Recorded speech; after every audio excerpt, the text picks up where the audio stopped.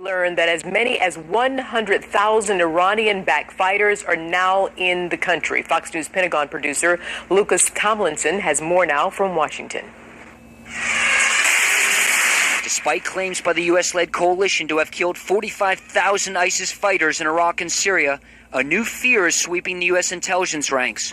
Should the Islamic State be defeated, it may soon be replaced by another anti-American force. U.S. military officials tell Fox there are now up to 100,000 Iranian-backed Shia fighters inside Iraq battling ISIS. These are the same fighters who just recently threatened the nearly 4,000 U.S. advisors currently on the ground there, calling them an occupying force. Last month, firebrand Shia cleric Muqtada al-Sadr, a longtime enemy of the United States, said this about American troops, quote, "They are a target for us."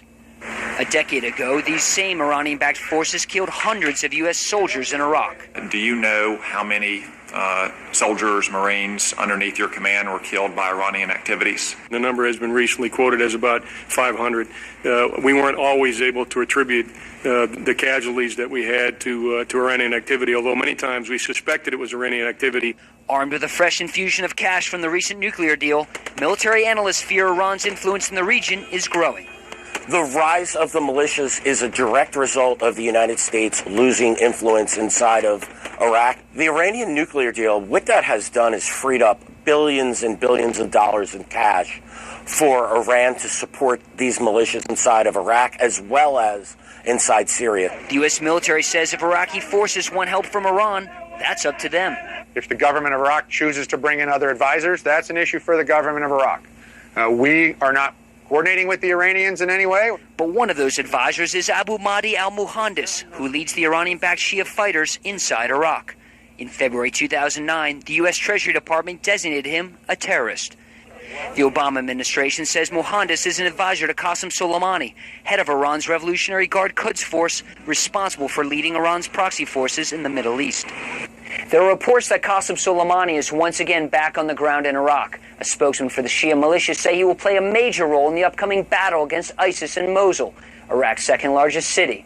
At the Pentagon, Lucas Tomlinson, Fox News. It's on illegal immigration, you know who I'm talking about. Well, Sheriff Joe Arpaio now finding himself on the wrong side of the law. We'll tell you what's happening and why a judge is not happy with him. Also, Joe Arpaio, you know, he's known for his illegal immigration raids and for he's facing some legal troubles himself. A federal judge in Arizona is now recommending possible criminal contempt charges against him. He's the longtime Metro Phoenix sheriff. Sheriff Arpaio is accused of ignoring a court order in a racial profiling case. He's not commenting on the potential charges, but he tweeted, quote, "I never hide from the media, but my policy has been I don't talk about ongoing litigation." Well, whether you are I'm running to represent the great majority of Americans, Republicans, Democrats, independents, liberals, conservatives, who turn on television every night and don't see anyone speaking up for them. The forgotten man, the forgotten woman. This campaign is about giving a voice to those who don't have one. I am your voice. I am your voice.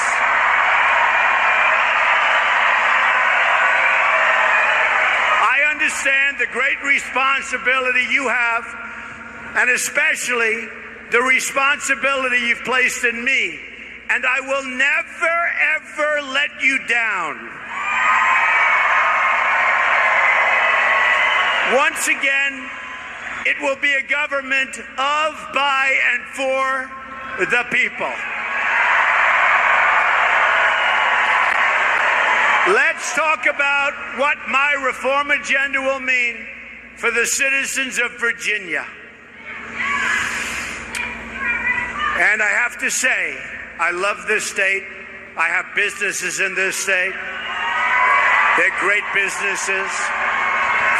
And we're going to take care of this state, and we're going to take care of this country. But first, let's talk about our amazing veterans.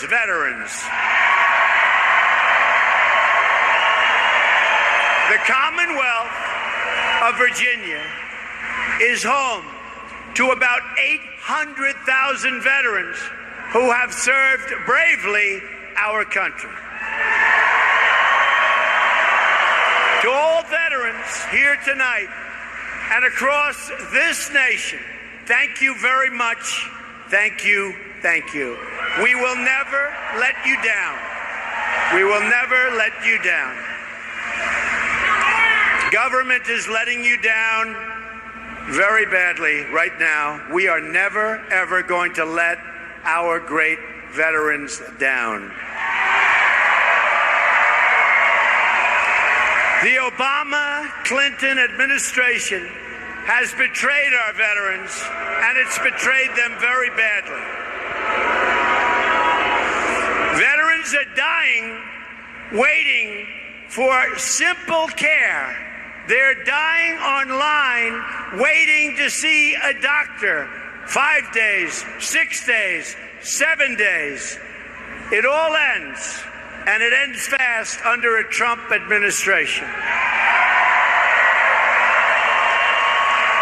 I have a detailed 10-point plan on veterans reform available on my website, which everybody is talking about and the veterans love. Check it out.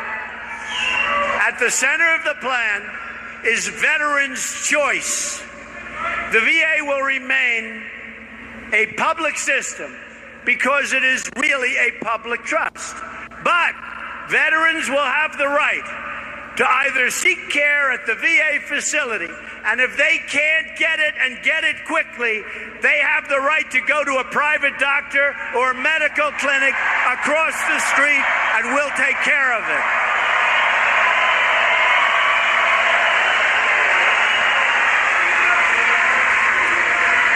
Never again will we allow a veteran to die waiting for the care that they need, and they should be getting more than anybody.